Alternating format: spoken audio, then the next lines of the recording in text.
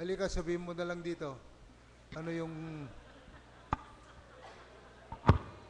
Ayan yan, dumating na. Ayan. Oh.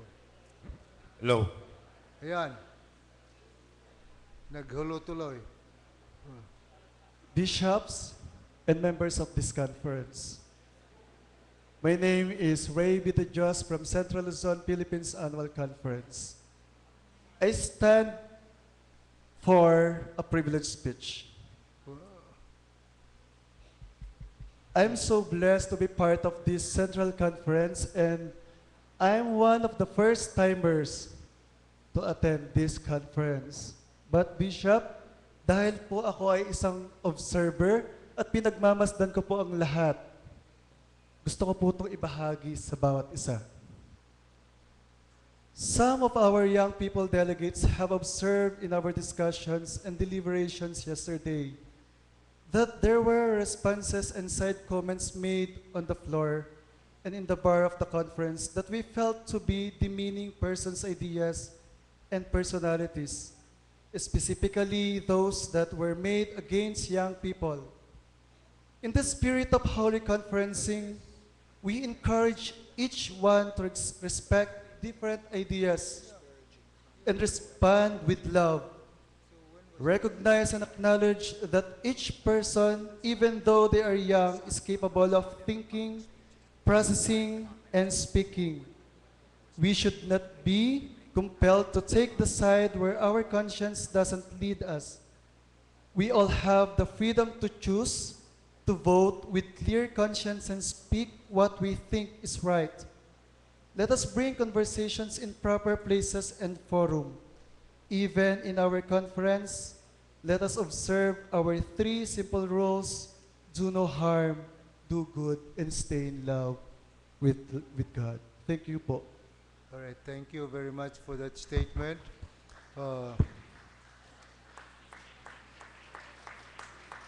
I would urge you, all of you, to be very much concerned with your neighbors, for your speech to be above board all the time, and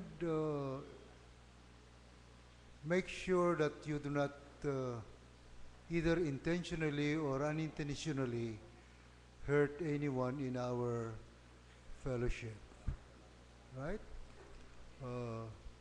So that is a reminder for all of us to continue holy conferencing and for the sake of peace and harmony in our... Is there another... all right.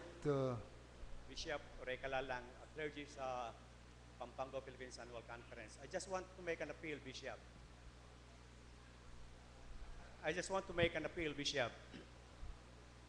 My wristwatch tells me it is already 5 o'clock.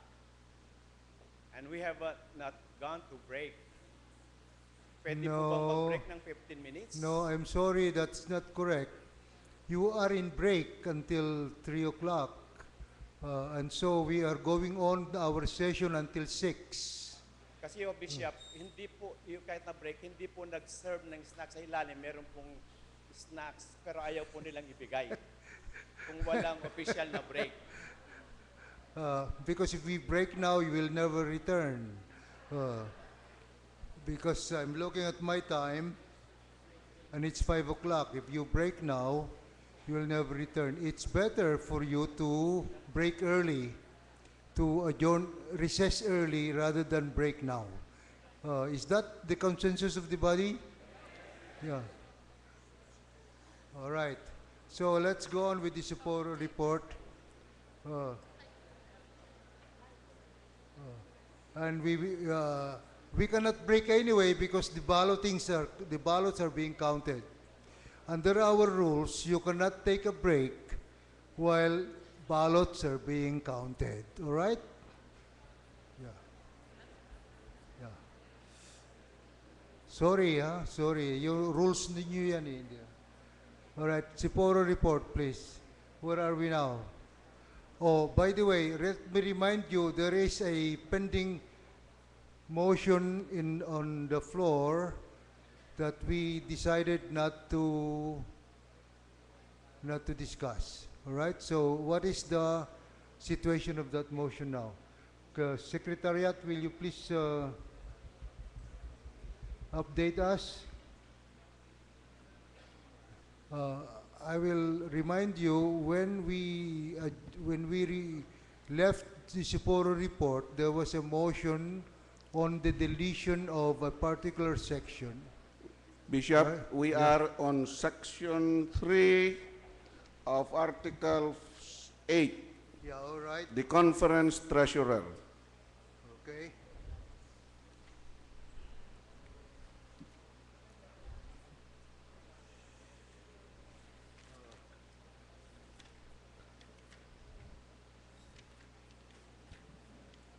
The last parliamentary situation is a discussion on whether to delete the sentence starting To tell us what page that is. page 22, line 617. She shall also be responsible in the management and administration of all properties and assets of the Central Conference, the board and agencies, so that their maximum use and benefit shall redound to the benefit of the Philippines Central Conference. Yes. Okay. Now, are you reminded now the parliamentary situation is there is a motion to delete this section, right? Okay. Just so we know where we are. Okay. I recognize the brother now. Bishop and members of the conference, Thomas Jericho Aliwalas from PAC. I just want to have a clarification on that matter. If my memory serves me right, we left the issue regarding Reverend Mindilio's motion to delete the whole section 3. Correct me if I'm wrong, Bishop. The point of Dr. Mendilio is that he was pointing that the management of assets under the bylaws of the Philippine Central Conference is vested with the Board of Trustees. That is his position. Bishop, can we just refer the matter to the Secretariat so that we can be all clear? Well, we just clarified that matter. Can you clarify that further? Bishop, the motion of Brother Mendilio is to, he moved to delete the whole section 3. Yes, that's what it is. It is a substitute motion, Bishop, Yeah. at that time. So and what was the motion before that that it substituted? What was the motion? The motion to the recollection of the chair of the Sapporo Bishop is the deletion of the line we are mentioning. That was the motion of a gentleman seated at that side And then there is a substitute motion by Dr. Mendilio. to delete the whole section. All right. Well, if we take this to be a substitute motion, then we have to vote whether we want this substitute to be the main motion or to stay with the main motion, with the first motion. Do you understand the situation? Yes. Go ahead.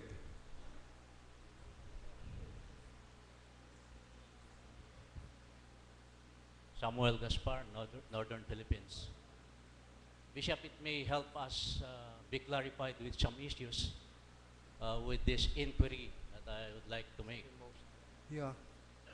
There seems to be a confusion as to the relationship between and among the Council on Finance and Administration, the Treasurer, and the Board of Trustees.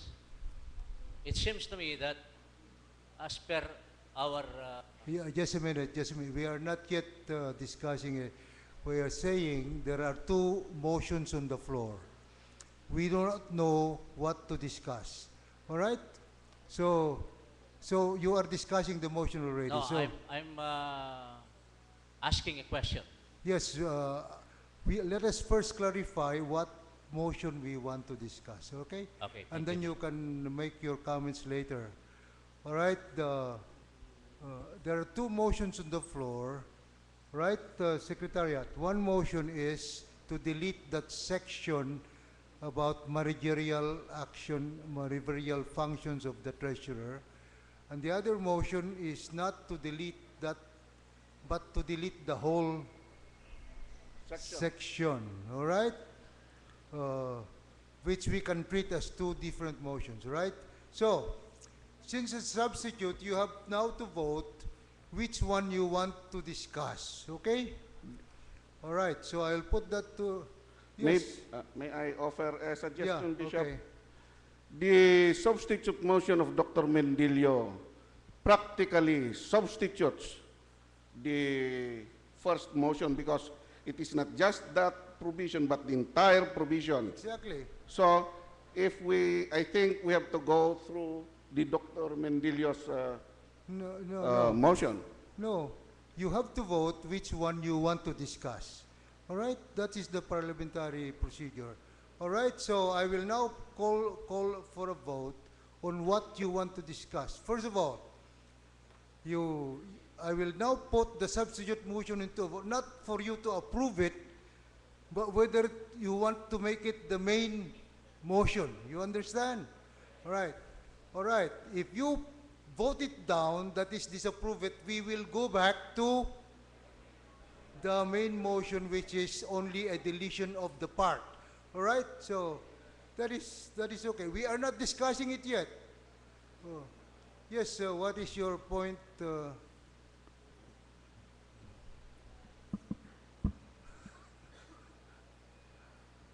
Mr. Chairman, just for clarity's sake, when I stood yesterday to offer my substitute motion, there was a motion pending, namely to delete Yes. the last 3 lines No. of section 3, namely, the treasurer shall be elected by the Council No. on Finance, etc.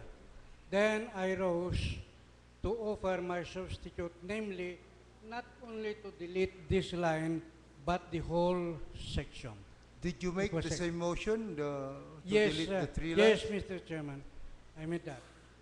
In other words, my offer is, my explanation was, section 3 directly collides against the bylaws of the Alright, Philippine Central Conference. Okay, thank you for the clarification. This is highly irregular then. Before you make your motion, Dr. Medillo, stay there. Before you make your motion, you have to withdraw your first motion. You cannot make 2 motions for the same thing. All right? Mr. Chairman, Yes. I was not the one who offered the first motion. Well, that's what I was trying to ask you, and you said you made it. No, Bishop. I offered the substitute motion. All right, okay. I believe Brother All right, Bautista offered all right, the so, deletion. okay. All right, so it's still the same.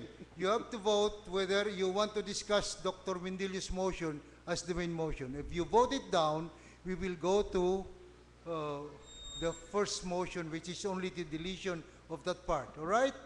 All right, those who are in favor of making the substitute motion the main motion, will you please indicate by raising your hands? All right, show of hands. Okay, down. If you want to stay with if you don't want this to be the main motion, will you please indicate by raising your hands? No? I think you need to count. All right, so we need to count. All right, make up your mind. Those who want Dr. Mindil's motion to be the main motion, indicate now by raising your hands. And keep them up until you are told. Oh. The Secretariat. Already. And we trust the Secretariat know how to count.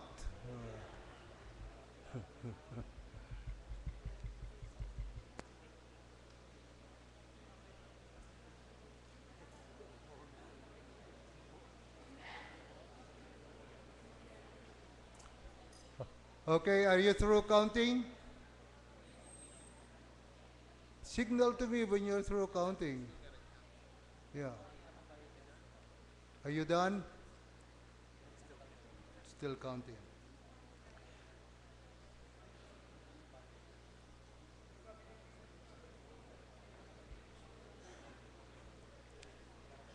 Okay.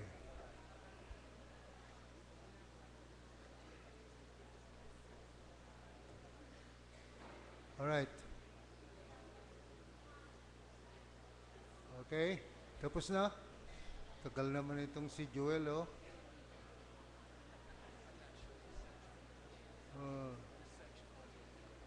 No. Yeah. Have they counted? All right. Are you ready to report? All right. So, okay. Put your hands down. Those who are against this to be the main motion, raise your hands.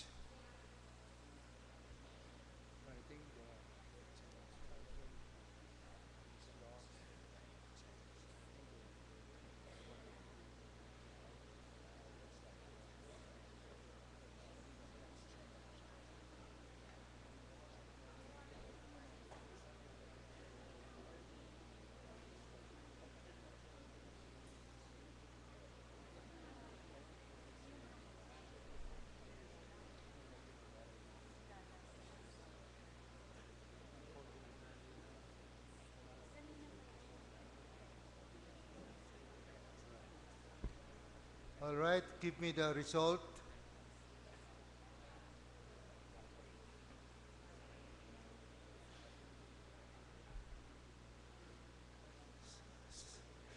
Saan yung result?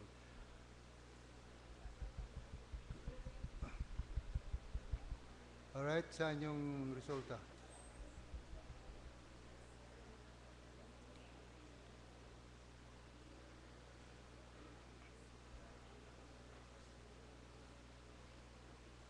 Okay.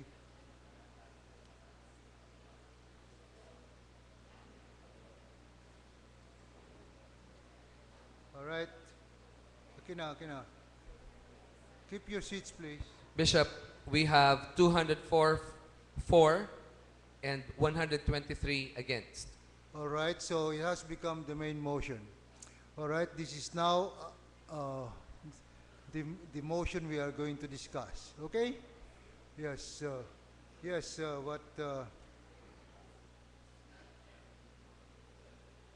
just a minute.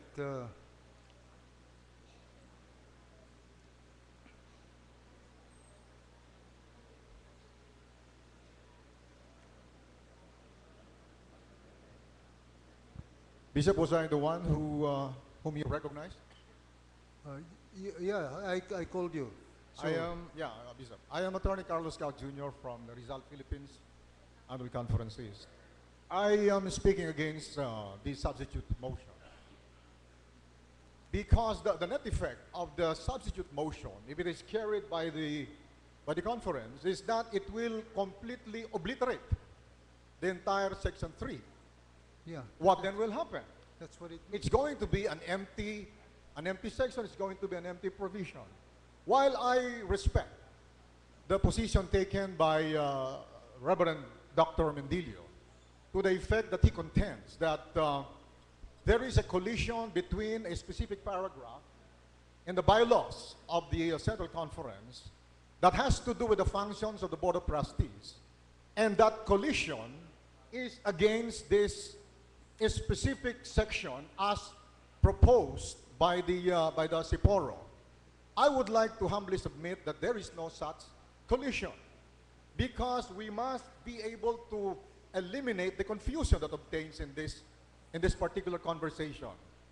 The proponent of the substitute motion is saying that, in effect, the functions of the Board of Trustees are being substituted by the functions of the treasurer. In effect, as a matter of fact, he contends that, without saying so, that the treasurer of the Central Conference would become a super treasurer. I would like to humbly submit that this is not going to happen. There is a distinction between the policy-making functions of the Board of Trustees and the executive functions of the treasurer of the Central Conference as provided for in Section 3 as a proposed new provision in our, how do you call this? In our rules of order, in our handbook. In conclusion, let me say, once again, number one, that there is no collision. How can the functions of a policy-making body collide with the executive functions of an executive position? I am against being a member of the CIPORO and as a delegate of the Central Conference. I am against this motion to completely obliterate and delete Section 3. Maraming salamat po. All right. That's a speech against. I want a speech for now. Inquiry? Yes. Mayroon ba kayong card na inquiry? Wala. White, bakit di nyo ginagamit? Gamitin ninyo yung mga cards ninyo pang alam namin. All right? Okay. Good. Samuel Gaspar, Northern Philippines. My inquiry is with regards to the relationship of these three agencies, the Council of Finance and Administration, the Treasurer, and the Board of Trustees. Because my understanding is the Treasurer is under the CFA as per our PCC Central Administration Discipline.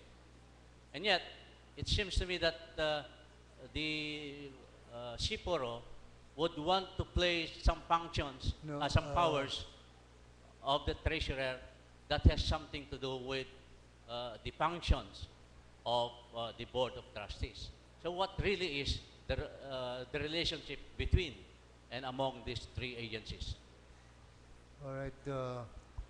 Well, I will, I'm sorry, I will have to consider that a speech for the motion because it's no longer an inquiry, but so it's a speech for the motion. Bishop, I'm asking the But the you, chair. all right. Yeah, if you ask. Don't offer an opinion, because once you offer an opinion, that is an argument. Okay. Yes, Bishop. I'm asking what is the relationship of these three? Yes, just ask. Don't offer an argument. Thank you, Bishop. Yes, go ahead. Bishop and members of the conference, the relationship between the Central Conference and the Council on Finance and Administration is that of one of accountability. The immediate policy-making powers, the immediate formulation of directives that deals with financial implications devolves on the Council on Finance and Administration. Practically, it exercises ordinarily in secular corporations the Board of Trustees. So, the immediate body to whom the treasurer reports to is the CFA. Yeah, exactly. Yeah. The Board of Trustees, as understood in our discipline, internal church law, deals with the properties, specifically in its dispositions and stewardship the safeguarding of these assets dwells on the Board of Trustees. But in terms of running the financial operation of the church, that prerogative, in my understanding of the discipline, belongs to the Council on Finance and Administration. Now, the point of Dr. Mendillo is that he is citing the bylaws of the corporation. Friends,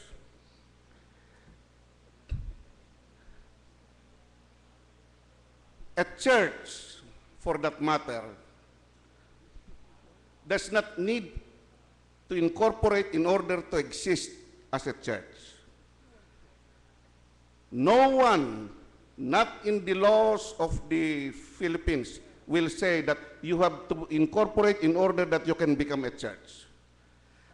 The fundamental constitutional right of religion gives anybody to form a church in the manner he would want it, because there is a separation of church and state. The only reason why the Methodist Church allows some of its agencies to be incorporated is, first and foremost, so that they can hold properties, real estate properties, in the name and in trust for the church. Other than that, there is no need for incorporation. And the practice in the Methodist Church, as far as I know, is that the prerogative to control the corporation, which the laws of the land vests on the Board of Trustees, is delegated to the agencies designated by the internal rules and discipline of the Methodist Church. Which are these?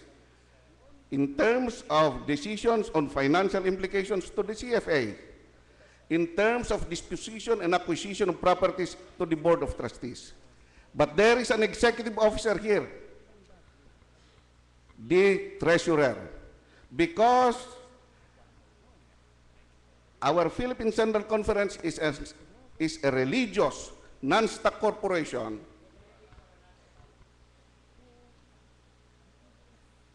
these bodies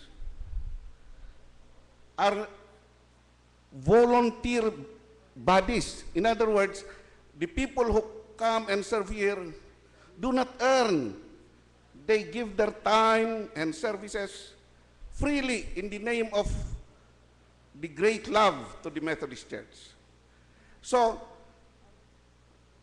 these people cannot be the day-to-day caretaker and administrator of the funds and assets of the church. We have to have a treasurer who is a paid staff and who is accountable and who will be there come hell or high water, signal number 1 or signal number 3, he will be there to run the show for the church.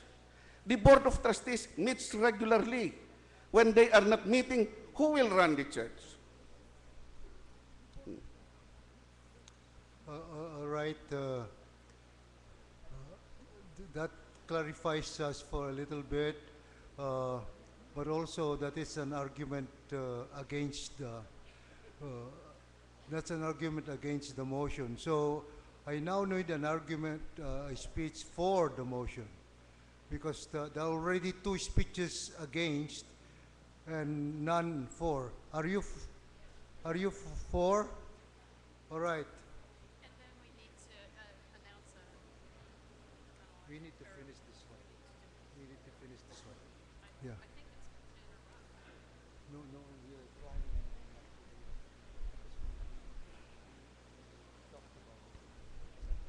Rodolfo Beltran, Middle Philippine Channel Conference. I stand before you this evening to support the motion of total deletion of Section 4. 3. I submit the following arguments. 1. By provision of Section 3, which states, responsible in the management and administration of all properties and assets. By this alone, by this phrase alone, deserve that Section 3 should be deleted. Why? I have been two quadrennia chairman of the Board of Trustees of this body and have done many, many things. This will collide with the chairman of the Board of Trustees who runs the management and administration of all properties. Second, we are Methodist people. We should be methodical, even in passing of laws and policies of our church. Our purpose is to prevent trouble because we are methodical. Number 3,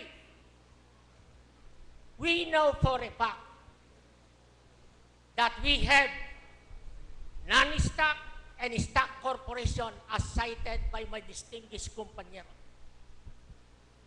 When we speak of stock corporation, very, very easy. The corporation does not issue any stock. That's it, and that we belong on that category. Meaning, we render our services free of everything. Free to the service of the church. We love our church, and therefore, we must manage our property correctly and administer the property for the paramount and supreme of interest of our church. Lastly, my dear brethren of this Central Conference, let us put down and let us approve the substitute motion, or as we discuss now, that we delete the entire Section 3 for the sake of us today and for the sake of those people who will be coming after us. Thank you. All right. There are two speeches for if you want to continue this process, or is that clear to you already? What is the blue? 4, 8. Dito, what is the against? All right, that's the third. So then we'll put this to a vote. Better hurry because there is an election result to be announced. So if you want that announced, better hurry. All right. Bakit ano na naman? Virgilio Lonan from the Northeast Philippines Annual Conference. Bishop and members of the conference, I am against the motion for 2 reasons. Number 1, I appreciate the wisdom that was conveyed to us by the Siporo, that in the management and administration of properties of the Central Conference, there is no point person that is accountable. And that is why they are designating the treasurer to be the point person. Secondly, the original proposal of the Siporo is amendable. I cannot see any collision between the function that will be rendered by the treasurer and the Board of Trustees when we make that the function of the treasurer shall be under the direction of the Board of Trustees. I think that will solve the issue of collision, Bishop. That's the only 2 arguments that I would like to offer. I'm against the motion. All right. What is that? Is that inquiry or, huh? Inquiry. All right, inquiry. And then there'll be four. Levi Bautista, Clergy, Northern Philippines. Thank you, Bishop. The Siporo chair described the treasurer as a paid staff. Last night's discussion, we were told that we also approved that the office of the treasurer is an officer position. Would it be unreasonable to ask for a copy of the job description of the treasurer, on which basis announcement for application and for interview, so that we will know whether what is being asked, the point person, the person who's supposed to do this, whether the job description does not already cover any or all of these, so that the request granted in Section 3 if approved is superfluous or unnecessary.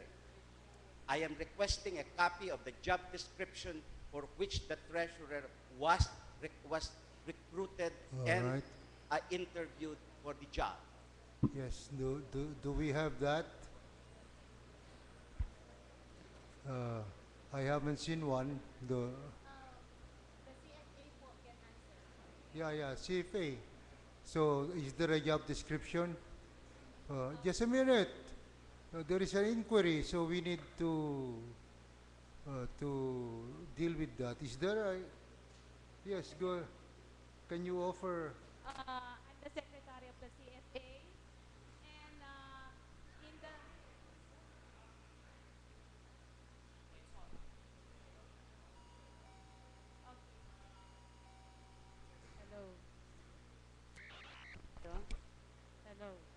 Hello. Okay.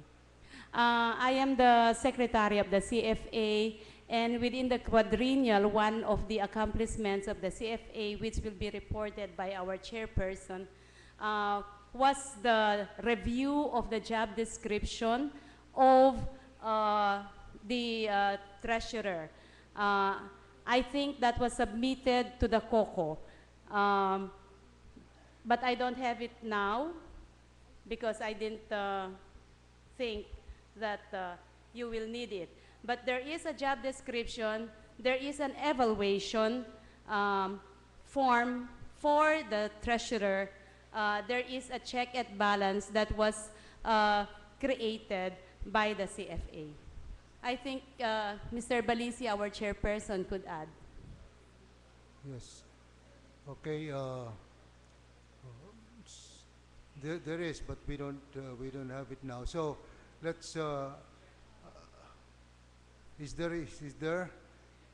Can you offer? All right. To clarify this, right? Just to clarify. I have in my possession, Bishop, action of the COCO 2011. Yeah. 2001 rather. Yeah. Guidelines on the job opening for the treasurer of the Philippine Central Conference. We have here the qualifications, other requirements, benefits, job scope. Under qualifications, 40 to 50 years of age, must be an active Methodist for at least 5 years, must have good interpersonal relationship, must be a CPA with 5 years related experience, knowledgeable in Excel and Lotus 1, 2, 3, MBA holder preferably but optional. Other requirements: referral from 2 reliable Methodist personalities, submission of full health certificate, must be willing to transfer to Manila, note no housing provision, willing to work overtime and travel around annual conferences in the country, accept procedure of evaluation every 4 years and quadrennial term subject to central conference, preferably with professional driver's license, must be bonded according to the Book of Discipline. Benefit, I'm not going to mention the benefits, but there is one provision of a vehicle coverage by the PCC retirement plan. Yes, just a minute. Is there a job description? Yes, Bishop, I will go to that. Yeah. Get to that. That's okay, what Bishop, we want. I'm sorry. All right. Yeah. Work, this is the job scope. Work covers membership in the Philippine Central Conference Coordinating Council, Council on Finance and Administration, Board of Pensions, Wesley Divinity School. Administrator of UMC Building at 900 UN Avenue. Yeah. Have books under his supervision audited every year. Make regular reports to the annual conferences or otherwise as mandated by the discipline of Central Conference Administration and UMC Book of Discipline. That's the job scope, Bishop, approved of the Coordinating All right, Council okay. on 2001. All right, that clarifies it. I now want a speech for, and then we'll put this to a vote. Yes, are you okay? At the back. Katapos tama na yung ano. Magandang gabi po. Ako po si Shoni Ayo Eduarte mula sa Quezon City, Philippine Annual Conference East. Ibinanggit po ng aking guro na si Attorney Cao na tumututol siya sa motion na ito sa kadahilan ng walang papalit sa ating rules. Subalit sa pagtingin po namin sa ating handbook, meron namang nakalagay sa page 109,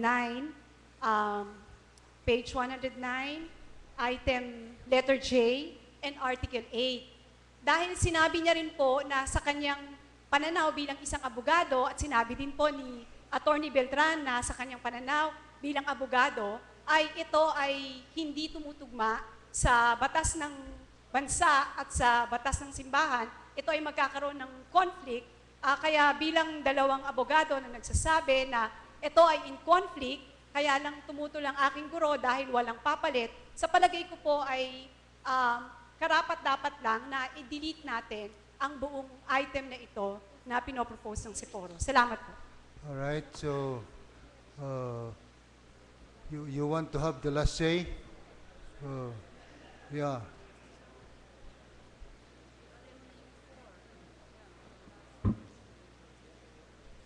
Mga kapatid, yun pong motion na i-delete, yung the treasurer shall be elected by the Council on Finance and Administration, sinubstitutan ko na hindi lang yun ang i-delete, yung buong section na. Yung buong section. Buong section na po ang i-delete. Yun nga. Oh. Ang dahilan po ay ito. I should have offered a motion for a point of order sapagkat ito pong section na ito, on a basis of parliamentary procedure, I should have questioned this on the basis of point of order. One, dalawa po ang inaamyendahan ito. Ang tawag po sa English dito ay amendment by addition. Dalawa ho ang inaamyendahan ng section na ito. Number one, na inaamyendahan, the treasurer shall be elected by the Council on Finance and Administration to be confirmed by the Central Conference. Yan amyendahan nila, ang inaamyendahan ng Sipuro, dinadagdagan ng Sipuro ang kapangyarihan ng CFA. Hindi po yan ang kapangyarihan ng CFA ayon sa ating lumang batas.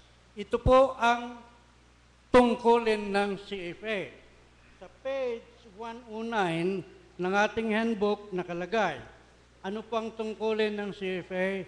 To nominate the treasurer and assistant treasurer of the Central Conference, as well as an accountant who shall also act as bookkeeper. Ang trabaho po ng CFA, mag-nominate lang ng treasurer. Tayo po ang mag-i-elect. Just a minute, Dr. Mindillo. That was already acted upon.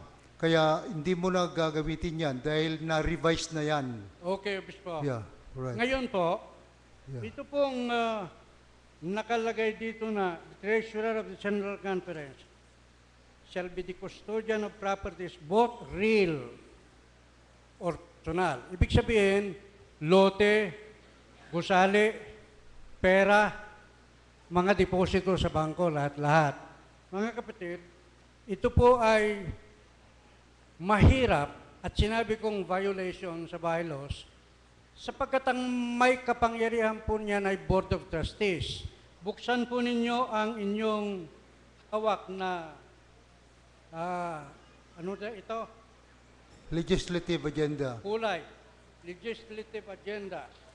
Tatawagin ko po ang inyong panapansin sa 136, page 136. Kaya ko po sinabi na nagbabanggaan at ang amendment na ito by addition ay dinadagdagan yung trabaho ng treasurer. Tinatanong po ng chair kanina, anong trabaho ng treasurer? Narito po ang trabaho ng treasurer.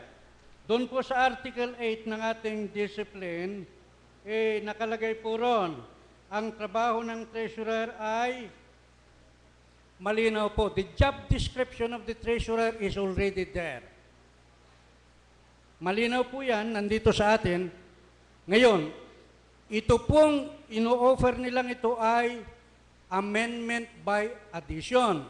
Dinadagdagan ngayon yung trabaho ng tesorera. At ang trabaho ng tesorera ngayon ay hitang tumanggap at mag-disburse, at mag-record at mag-report, mag-administer na at ng ari-arian. Labag po yan sa bylaws. Page 136, malinaw po. BOT Accomplishments Report, Quadrennial Year 2009-2012. Narito po ang daming pahina. Ito. Report po nila ito. 136. 10 pahina po ito na ulat ng Board of Trustees natin na nagsasabi kung ano ang ginawa nila sa mga properties ng Philippine Central Conference. Pag-administer, pagmamanage ng mga ari-ariang ito, real properties ng ating iglesia. Kaya kung ibibigay po natin ang tungkulin na ito ng Board of Trustees sa treasurer. Put it to a close. Yes, Bishop. Yeah. Yan po ang dahilan kung sabi ko, i-delete lahat ito sapagkat labag na labag sa ating bylaws, labag din sa duties and functions of the CFA. Ang layunin po ng CFA ay mag-nominate. Ang mag-confirm, ito pong body na ito. Alright. Ang may karapatan lang po na magdala ng i-confirm na trabaho dito ay ang Coordinating Council. Lahat po ng agencies walang karapatan na magdala ng kanilang pinagmitingan upang dito i-confirm. Only COCO has that power to bring all its actions to this body for confirmation, not the CFA, not even the Board of Trustees. Thank you, Mr. Chairman. All right. That is the final argument. Are you ready to vote? All right. We will test the body. Those who will now approve the amendment, I mean the motion to delete, right? That is the motion to delete. Will you please indicate by raising your hands? All right, down, down. Those who are against, will you please indicate by raising your hands? All right, I think you have approved the amendment. I mean the motion to delete. All right, so no clapping, please. That's not a time for celebration. It's time for real reflection. All right, so we'll put this to a close, the Siporo report, and we'll go on. I will hand over the mic to Bishop Dick, who will make an announcement about the election.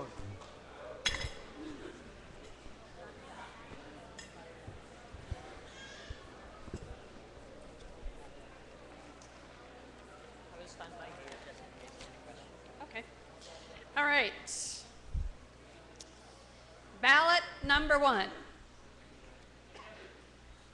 Yes.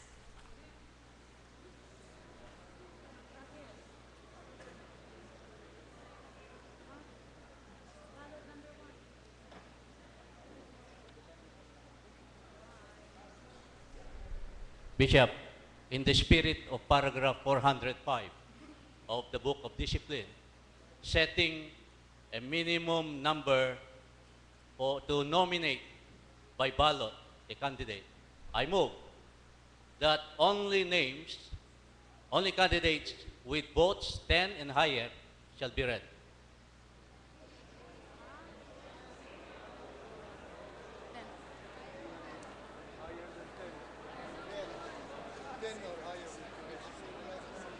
Is there a second to that?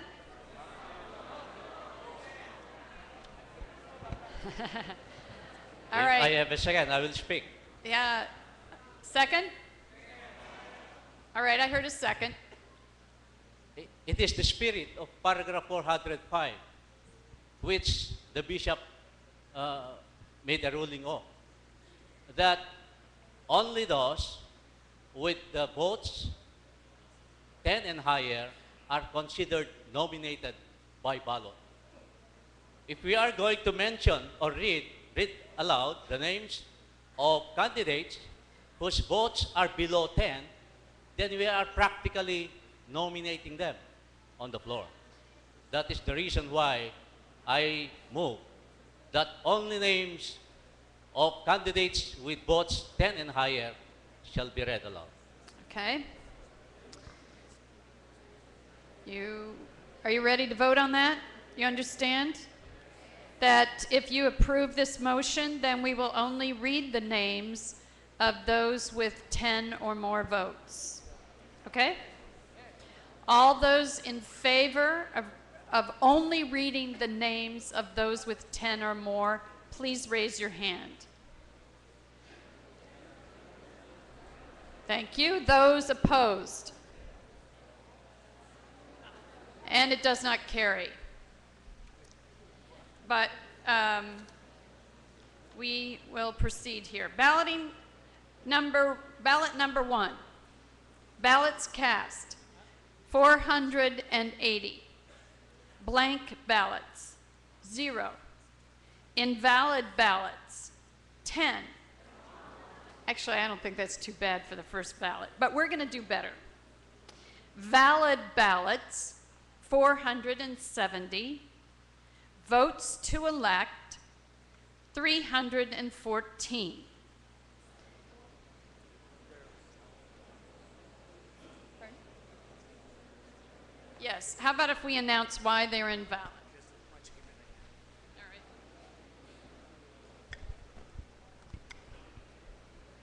The reasons for the invalid ballots were primarily only surnames were used, and the persons could not be identified according to your rule. In one case, only a first name was given. In another case, a full name was given, but that name was not recognized as anyone that was eligible. And in one case, a person was nominated that is not eligible because they are retired and beyond the age of electability. All righty then.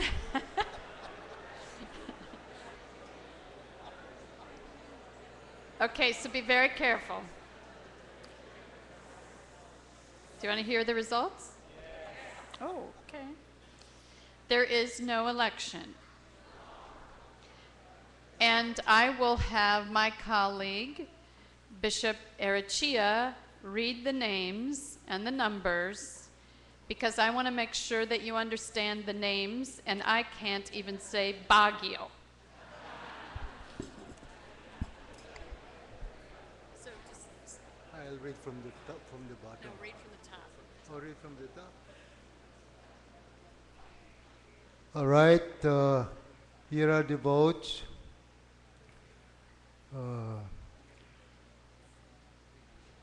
Rodolfo Juan, 280. Joey Umali, 189. Francisco Siriaco, 143. Helen Cunanan, 138. Torio Pete, 111. Mindilio Menri, 75. Manuel Stuco, 74. Robert Ladia, 50. Marisol Villalon, 48. Noel Guzman, 34. Jonathan Olanday, 21. Alan Casuco, 20. Danilo Rojas, 17. Willie Tangunan, with a U.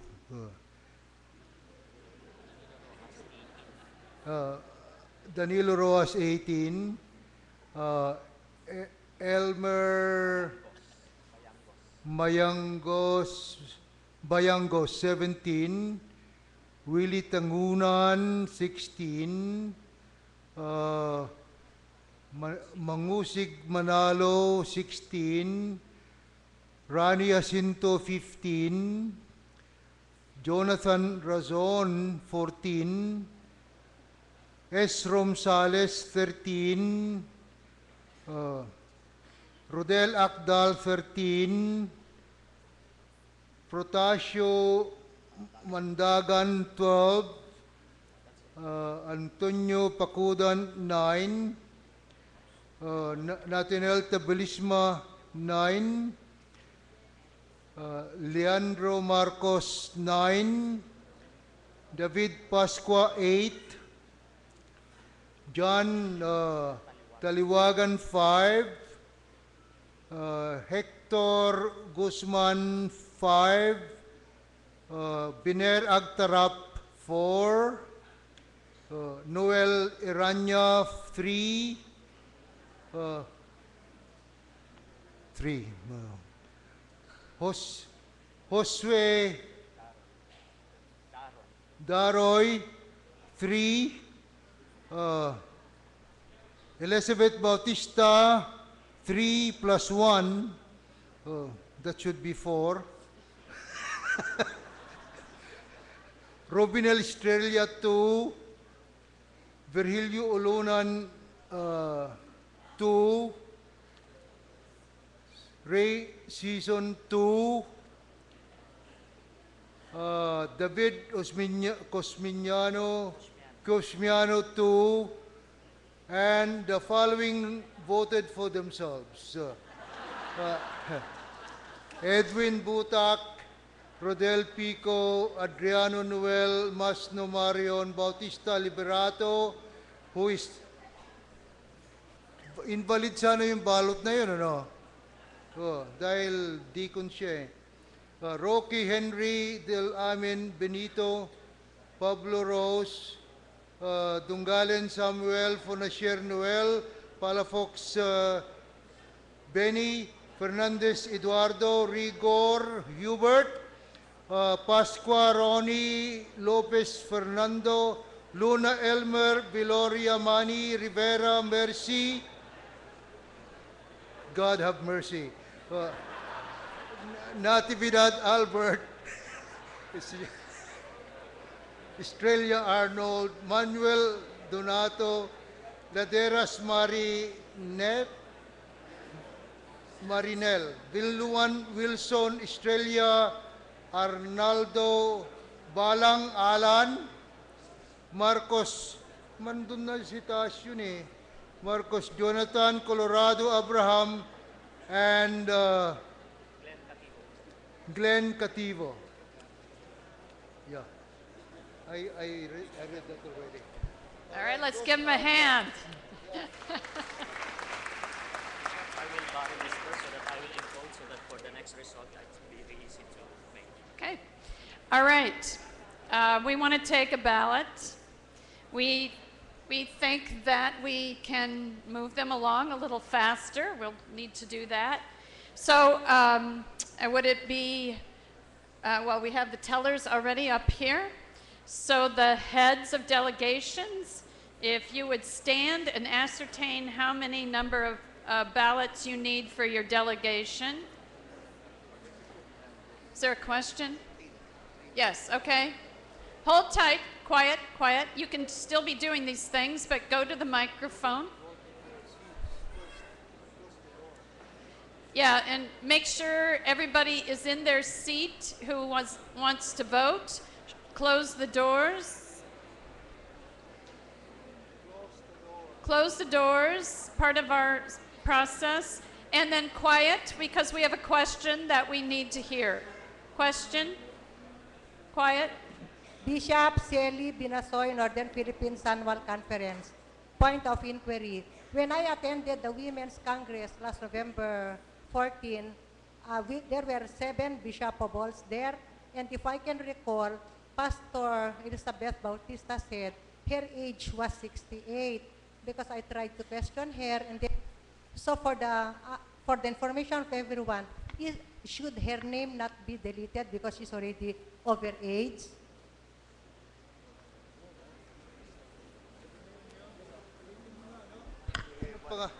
Ano yun? Elizabeth Bautista is already over age.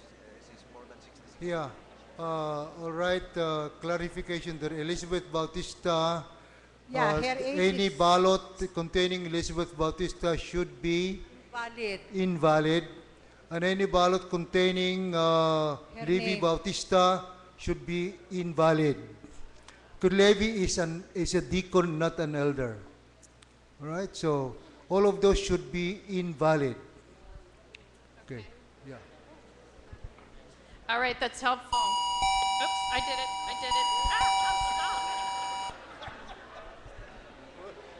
Welcome to the club. All right. Okay, now let's start again. And our tellers are ready to go. So the heads of delegations, stand up, count your people.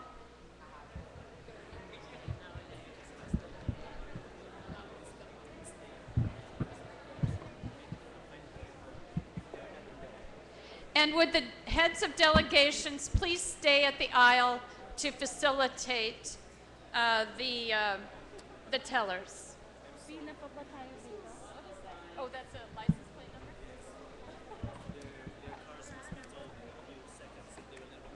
Okay. I hope this is not a voting delegate, but your car is about to be towed if your license plate is XDM 891 CR, oh, it's a CRV. So I hope you're not trying to vote. Anyway, tellers, you got your numbers? Are you ready for heads of delegations? Do you have your numbers? Okay. Tellers, at the direction of your head teller.